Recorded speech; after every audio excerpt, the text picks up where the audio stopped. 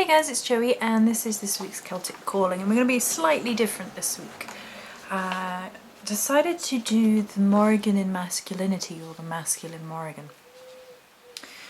I'd been thinking about what to do this week and what felt right, what resonated with this week's Ogham, which is honeysuckle. And I was umming and ahhing about a few different things, and then it came to me last night about doing the Morrigan in masculinity. The honeysuckle sort of represents the great marriage and sort of the intertwining of masculine and feminine, and so that sort of made sense to me to talk a little bit about the Morrigan in masculinity. I've also had a few questions now and again about what do you do with working for the masculine side of the Morrigan. Do you work with her consorts? Is that a feasibility? Do you just work with her on her own? So first and foremost, there are three main consorts that I have seen attributed to the Morrigan, and that is Lou, Dagda and Bran. And we've only actually covered Bran so far in this series. And whereas I could find them in meditation, they were very separate to me, and it didn't quite feel as right as I wanted it to when working with the male aspects of the Morrigan. And what I came to realise is that for me, given the shape-shifting nature of the Morrigan, I've never really felt the need for a male counterpart because she so strongly embodies both male and female energies, which can also be said of all of divinity, because the roles we place on male and female are actually gender stereotypes, which the Morrigan makes us question and often discard. And we're going to go through all of that in the process of this video, discussing masculinity within the goddess of Morrigan, as well as the way in which we stereotype, archetype, and engage with gender roles within divinity. Some people see divinity as being strands, if you like, of an overarching whole, which we can't really understand given our human experience. And because we are human, we need to work with archetypes, and stereotypes is a sort of negative connotation that comes about from archetypes. And we apply our sort of human experience right now to our gods and goddesses and how we interact with deity. That's up to the individual, whether they see individuals as being very, very separate, gods and goddesses as being very, very separate but still connected to the whole, or if they see them as being not connected to the whole, or if they see them as threads of the same thing, and therefore masculinity and femininity are present within all things. And possibly people who work with them very separately see them as masculine and feminine embodied in one archetype. One god, one goddess embodies both. For me, and I can only speak for me because obviously that's different ways of seeing things, I kind of see different gods and goddesses as being threads of the whole of something that we don't really understand. I think they're very interconnected in a way that is so far beyond my understanding that I can't really wrap my head around it. The Morrigan is the only goddess whom I have ever really truly connected, and for me she is the whole. And you know, I've had others question as to why that is, as to do you not need a sort of masculine counterpart for balance's sake, which we do talk about. And so therefore I felt we needed to talk or I needed to talk about Morrigan and the masculinity within Morrigan and how we perceive male and female. The first time I ever had a strong visualization of Morrigan, I thought it was a man. It sounded like a man. It looked kind of like a guy. It was difficult to tell because it was. It sounded like a man first and foremost, which is the main reason. But there was a cloak, sort of all crow feathers, all down here and down there, and I assumed it was a masculine presence from the voice. That was not the case. That's her shape-shifting, forcing you to figure things out for yourself, sort of challenging you and testing you, which she does a great deal, and we're actually going to touch on that in some of the myths to do with Cuchulainn. And for me, that should have been the first hint that she showed up being in a masculine form. And part of that is literally showing up and showing how she can shift and shapeshift around and forcing you to figure out who she is and testing you. And that's part and parcel of the Morrigan's, I guess, mythology. And I found that to be very true within a regular practice with her. So, I've got some quotes that I want to draw on as well as we talk about these different aspects. So the first thing we want to talk about is the shape-shifting element. And I'm drawing a few quotes from Woodfield's book, which I love.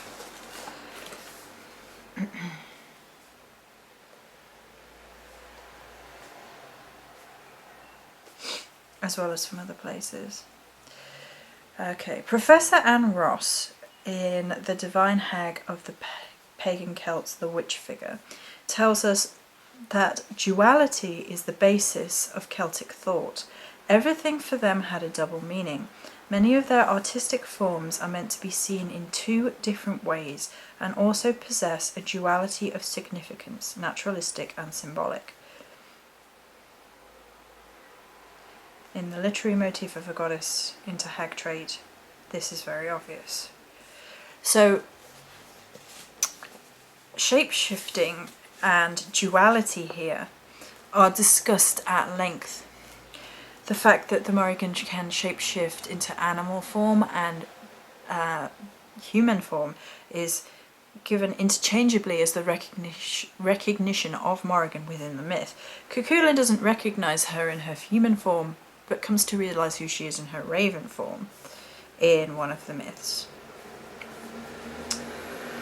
In the Descendas, she is specifically referred to as the shape-shifting goddess.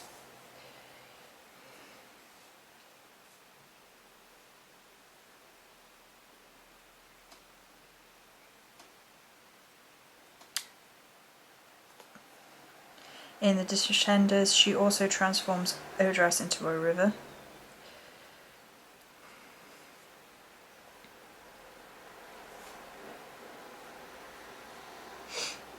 And is there any other quotes I wanted from this one? She blurs the lines between human and animal, drawing her power and personality from both. She challenges us to reshape our lives, to strengthen our connection to the realms of nature, and discover that we are part of the natural world rather than separate or above it. So that's a little bit more from the animal perspective, but within the animal kingdom, masculine and feminine cannot survive without each other, independently of one another. And as human beings do strive to sort of try and make the other gender obsolete in some cases, it feels a bit like it.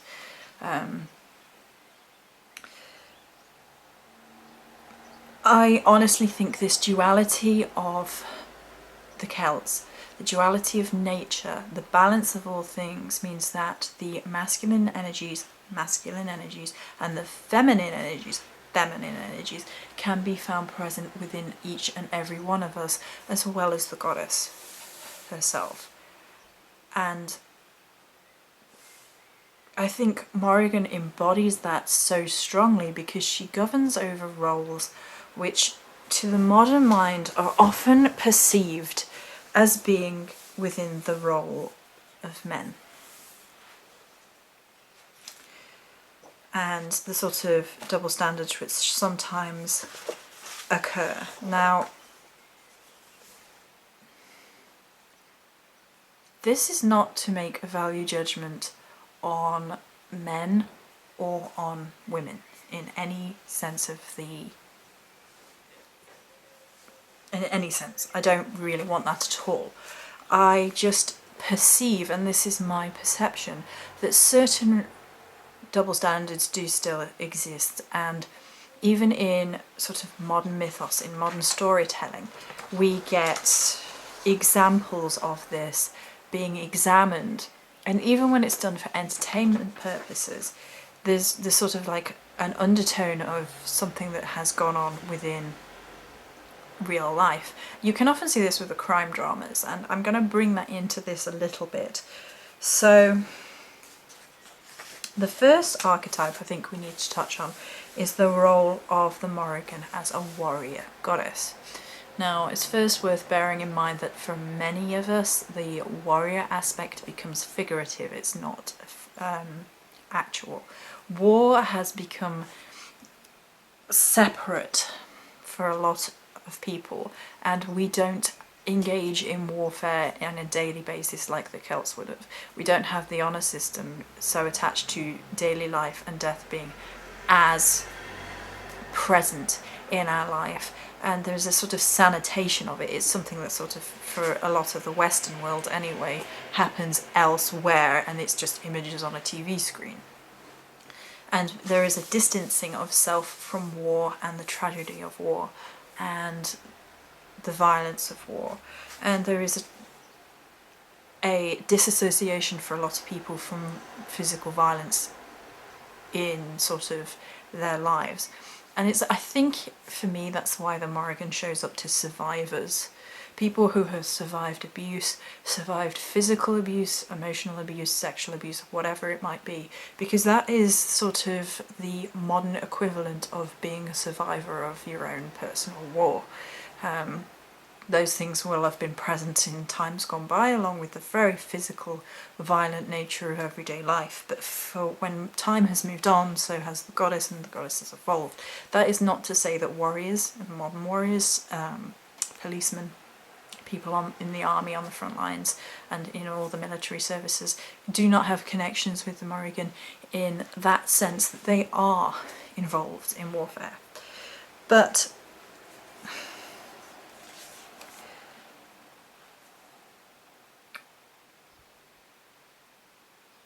whereas Celtic women were feared as warriors in their own right, it comes to be that frequently, not always, war in the modern sense is considered a male-dominated world. And I think this began with the onset of Christianity and has stayed with us right into modern times. There are women who are involved in all of the aforementioned roles in the police force, in the armed forces, who should be honoured and treated with respect. That is not the underlying... I'm very, very aware of people taking offence about talking about gender roles, and that is not what we want. But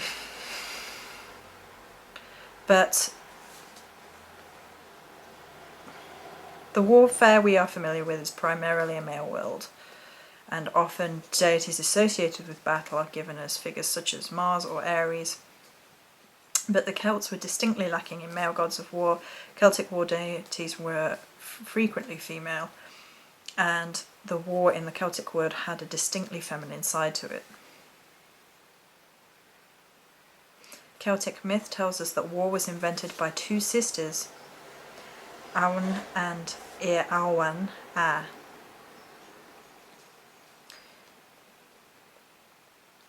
In order to ensure no other family could lay claim to their land, the sisters married their own brothers and invented warfare to forcibly take the rest of Ireland for their family.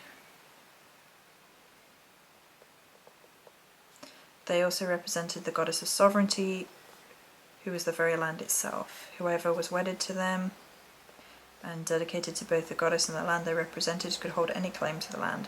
By inventing war, they showed they held sovereignty over the land and had the means to defend it. This sovereignty and war became linked within Celtic consciousness. And we'll talk a little bit about that in a minute. I just want to go back to the sort of masculinity of war.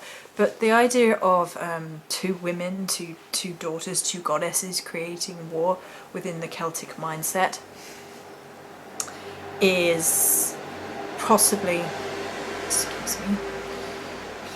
contrary to the idea of this sort of modern masculine warfare.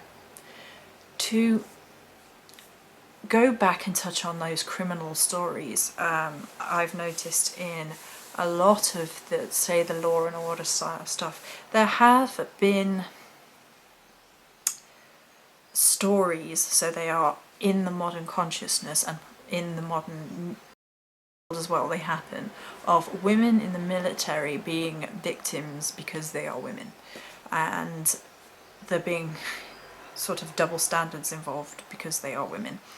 I can't speak first-hand experience to whether or not the sexism experienced by women in the military and in the armed forces and in the police force is what the media portrays it to be and what the sort of entertainment side of media portrays it to be. I can't personally first-hand speak to that because I'm not involved in that world. I know there have been news stories of it. I know that a lot of the criminal dramas reflect modern news stories and sort of have a twist, a spin on modern stories and take things and sort of sensationalise them a bit. But it does seem to be that when a lot of the time when we're talking about the armed forces, that the idea of masculinity comes into it. I know that there's a strong male culture involved in the sort of discipline and the brotherhood of military ranks. I think it's possibly become a lot better, but again, I can't speak to that world. I can't speak for that world, and therefore I shan't. But I'm talking about concepts and ideas which are around. However, I can talk to military history. So, if I asked you for a famous female warrior from history, you're likely to think of Boadicea and probably no one else. Boadicea being Celt.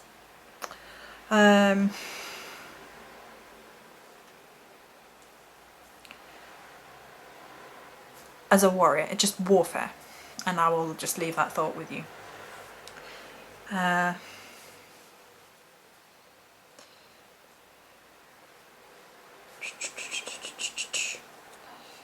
Just wondering if there's anything else that talks about that while you're thinking about. So therefore in the Celtic consciousness, Morrigan being a goddess of war, and then we have these masculine gender stereotypes for warfare in modern terminology. So in our sort of modern consciousness, if you like, warfare becomes a masculine trait, and therefore she embodies warfare, but she's the divine feminine. Okay. And I think a really great place to go on from that, I was going to go on to sovereignty, but I think sexuality is actually something I can talk about firsthand really, really well. So the Morrigan is sexually free. she sleeps with Dagda, and her sleeping with him means that Tuatha Dé Danann defeat the Furbolgs. It's tied in with warfare quite frequently.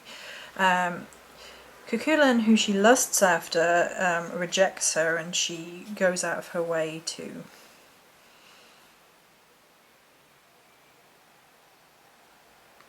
trip him up. She tests him and puts him through the rigmaroles, and it's actually his rejection of her in the end that means that he won't listen to her, because his arrogance, which means his downfall. I'm going to read actually from the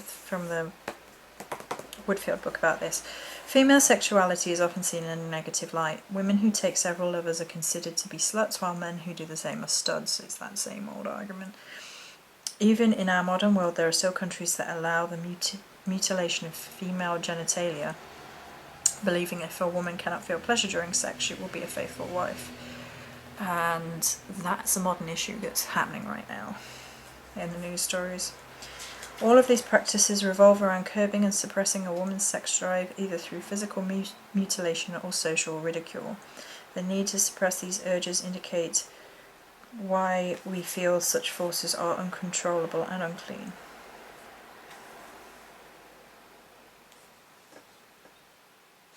Being in control of one's sexuality and in turn of one's body is empowering and gives women and men a sense of control over their lives. Losing that sense of personal power is akin to losing control of one's life. The attempt to control female sexuality is also seen in an attempt to control the power of creation, something which is considered to be inherently female. Sexuality is linked to the power of creation and procreation. If females were not sexual beings, there would be no new generations to replace the old, no new life, or the capacity for rebirth.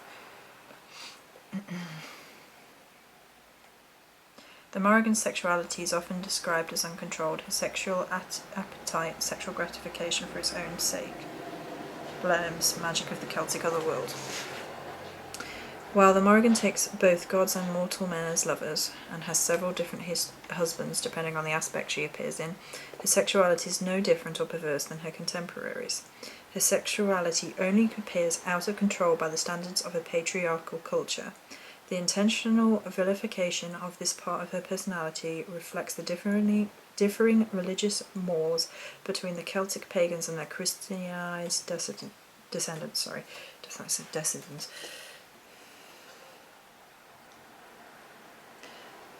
And we can go on to sovereignty from there, so that's a great place. Okay, so this is from Woodfield book, that quote.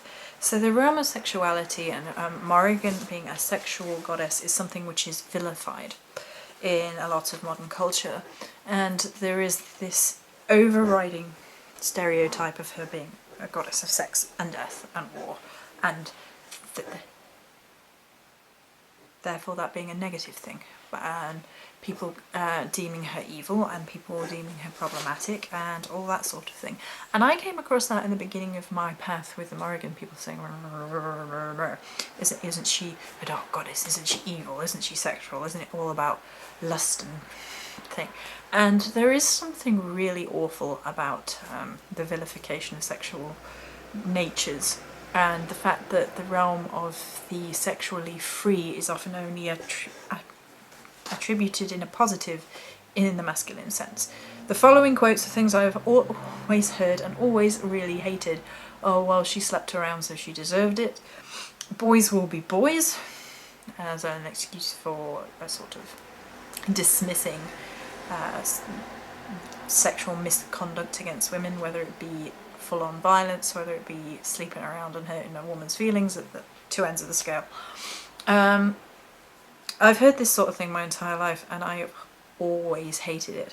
I used to have huge arguments with this guy that was Christian in secondary school, because he would go on about how, well, first of all, he'd go on about homosexuality being unnatural and a sin, and I'd be like, there's homosexuality in nature, so how can it be unnatural? These are my own opinions, of course. And he would go on about female sexuality being sinful.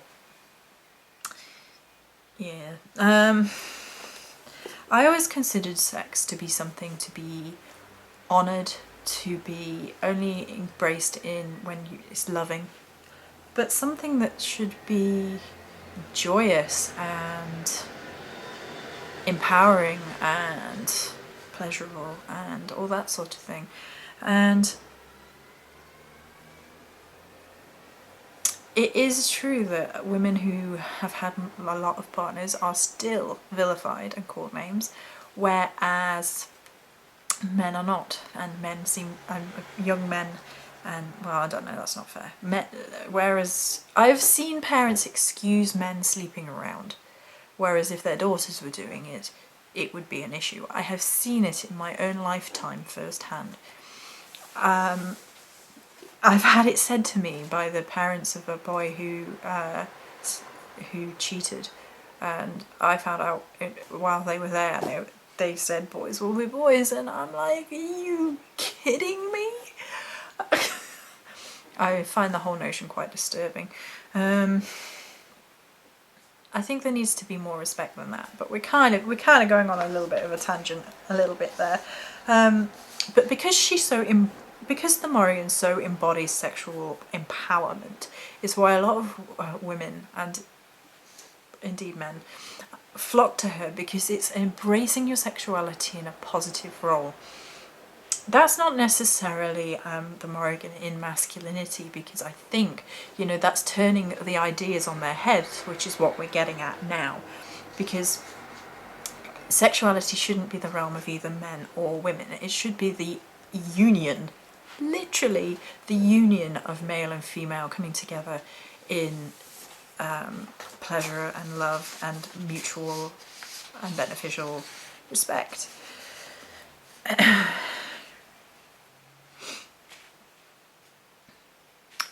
Which is kind of what I wanted to do this video about as well, to sort of question the roles of gender stereotypes, you see.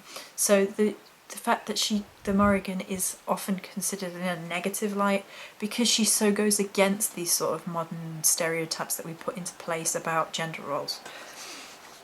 So the next thing we're going to talk a little bit about is sovereignty, sorry. Sort of the mating of the goddess. Kings ritualistically gained the right to rule the land by sleeping with a goddess. And the goddess would choose her mate of choice. And quite frequently she would replace an unworthy king with a worthy king. And the act would be replacing her great lover. One of the examples is Morgana Le Fay, who is a Christian watering down of the Morrigan, trying to replace Arthur with her lover Accolon. Okay, so for the Celts, true kingship required the king to be ritually linked to the land by entering the sacred marriage with a goddess. The power of sovereignty was not shared, instead it was conveyed from the goddess to the king, who acted as her representative.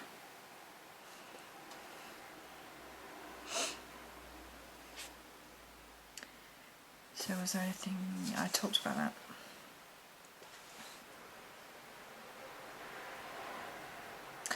The Morrigan's sexual nature is often seen as a negative aspect of her personality for her sexual freeness, as well as the fact she hinders Cuchulainn in battle because he refuses to sleep with her. As a goddess of sovereignty, the Morrigan maintains the right to choose her sexual partners, bestowing those she favours with true kingship. When we see her in this light, her sexual nature is no longer uncontrolled but holds a deeper purpose. Refusing her advances becomes a refusal to acknowledge her power.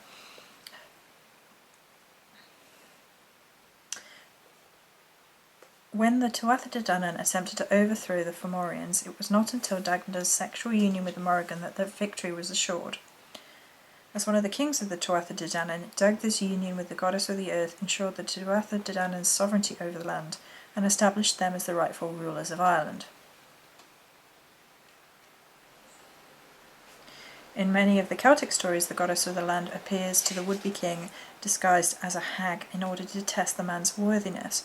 In the story of Niall of the Nine Hostages, Niall and his two brothers were in the woods and became thirsty. Searching for water, they came across a well that was guarded by an ugly old woman.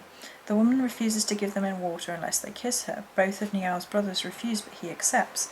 When he kisses the hag, she transforms into a beautiful young woman. When he asks for her name, she answers, "I am Sovereignty." Here shape-shifting is employed not only to test Niall, but also to represent the cycles of the land, both fruitful, summer and youth, and barren, winter and old age. Niall must accept the land as it is, both fruitful and barren, beautiful and dangerous.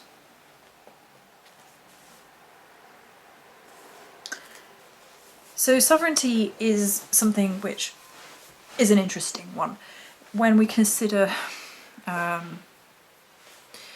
the roles of those in charge. Now, for England, it's a little bit different because we have a queen, and we've had a queen for quite some time, and probably on equal footing in the modern sense of the two most famous monarchs of British history are probably Henry VIII and Elizabeth I. And all sort of other monarchs are not as famous in modern culture, to the point where studies in English schools over-focus on the Tudors. I mean, you can probably name quite a few others, but in modern English consciousness, and probably consciousness of English history around the world, those two are going to be primary examples. And Henry VIII is probably the most famous for having so many wives and killing half of them, one way or another. So therefore, female sovereignty and sort of queenship and things are sort of instilled in the English consciousness. So it's a little bit different to the rest of the world. And of course, I'm English. Well, sort of. I'm a interesting mix. And Welsh on one side, Irish on the other, if people are that bothered. And there's a whole lot more in my bloodlines as well. It's a crazy mix. There's some Spanish in there as well if people are really interested. But for the modern English person, those examples of queens and things are sort of present in the mind. So the idea of sovereignty and a goddess is not that far-fetched, but in a lot of places, England included, the people in power, say government, there's limited female role models within that sort of governing body. The only one we've had is that of any fame is Margaret Thatcher, and she is considered by a lot of people, studies of sociology and feminism, and to consider playing the role of a man, and to be so detrimental anyway that a lot of people really hate her. Some people really don't, and some people really hate her, but whatever, it's by the by. We're talking about the presence of female empowerment within the roles of sovereignty, as in the role of governing countries. So here we have Morrigan is definitely connected to sovereignty and the land, and she bestows kingship on those she deems worthy. There's a sexual relationship involved because the blessed union with the land is considered the utmost importance to the Celts, and they're the ones that would have been orally discussing these myths, and therefore that was important in their consciousness. And is sovereignty a role of the masculine, and do we sort of give up our sovereignty to the masculine more often than not? I think that's a question for the individual to brood upon. We definitely have had no female presidents, and we've had one prime minister, and not really a victory. Why is it? Why is that? So the last theme I think we will touch on for this video, because it's getting quite long, is the idea of the sorceress, the witch. And for here we discuss Morgana Le Fay, the Christianization of Arthurian myth. The best known versions of the Arthurian saga are Sir Thomas Malory's Les Morts d'Arthur, and Geoffrey's of Monmouth's Vita Merlini, both of which were drawn from multiple sources according to a number of variations between the two, and differing views concerning Morgana Le Fay. In Vita Merlini, Morgana was a healer and one of 9 sisters from Avalon. In this version, she was seen as a benevolent force using her powers to aid the king. She lives not in this realm but in the other worlds of the Isles of Avalon. No mention of her familial relationship to Arthur is given. In Malory's version, however, we see her as a mortal woman, Arthur's half-sister, a villain, a rival. Her seductive nature appears in her incestuous relationship with her brother. In some versions she seduces him and bears him a son, in others it's his other half-sister Margaux who seduces him. Morgan also attempts to dethrone Arthur and replace him with her young lover Achelon, harkening back to the idea of the goddess replacing one king for another. But what was once sacred to the goddess becomes a menacing aspect of the personality of Morgana Le Fay. She retains her power, but its significance, the sacredness of replacing one king with another, for the younger, more virile king, the sacredness of that idea is lost. So I thought we'd talk a little bit about the sort of modern interpretations of Morgana Le Fay, the sorceress, versus Merlin, the sorcerer. In a lot of modern myths, we go with that second version, that Morgana Le Fay is the half-sister, the seductress. She becomes vilified, and therefore the role of the female sorceress is somehow evil and negative and all the rest of it, whereas Merlin, the male version of the sorceress side of the thing, seems to be just fine. He's a counsellor, king's best friend, and serving to serve the king and help him in all forms, all fashions. That's hugely positive. Whereas the watered down version of Morrigan becomes lessened, becomes a threat, so it needs to become somehow less and somehow negative and somehow evil.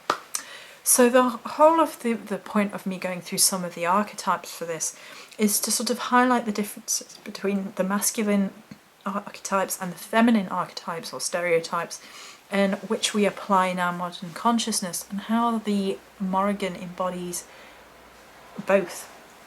And it is only our human understanding and definition of feminine and masculine that really throws these things into light. It's a human failing, perhaps, of attributing certain things as masculine and certain things as feminine, when in fact it's in my opinion that the goddess very much so embodies both. And the fact that she is divine means that masculine and feminine within her are not human concepts as we see them, and can be embodied in both. And how we sort of apply these labels of what counts as masculine and feminine is often inhibiting of our relationship with deity, because it often stops people. Oh, well, that's the realm of, that's a bit masculine, and I'm not sure about a goddess of warfare, and it stops us from really engaging with gods and goddesses in a broader sense. So that's going to be it for this video, because I have waffled on for quite some time now. So, many blessings.